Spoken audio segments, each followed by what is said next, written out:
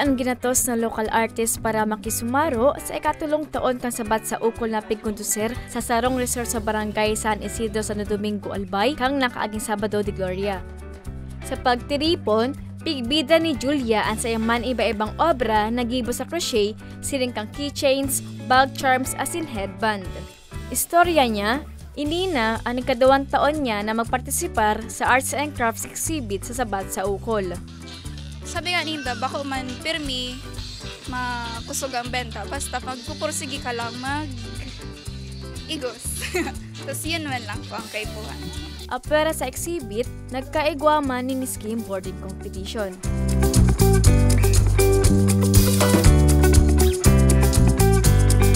Ang 18 anyos na si Delphine, ikatulong beses nang nagbale sa nasabing kompetisyon.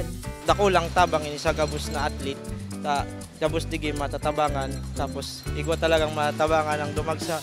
Objective po nito ng dumagsa and Team Ragpa is to promote sportsmanship and talent of individuals. Manlain-lain pang aktibidad ang pigkonduser sa pagtiripon.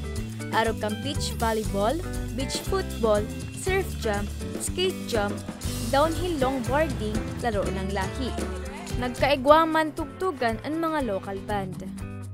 Sigun sa organizer na si Jimus Barrios, kan Dominican United Members and Green Savers Association o Dumagsa, pigbilog ninda ang aktibidad nga ni mapakusog panglalo ang turismo kasedang banwaan. Asin, suportahan man ang sports, local artists asin entrepreneurs.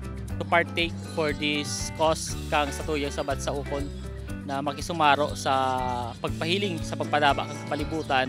Number 1 po yan. Panduwa, ipahiling ang kagayunan kan Santo Domingo. Ibida ta ini na bako lang para sa Santo Domingo or Domingueños ang turismo, kundi para sa ibang lugar. Ano po, nangani, mas dakol na magbisita, ibang rehiyon, ibang lugar dito sa Pilipinas.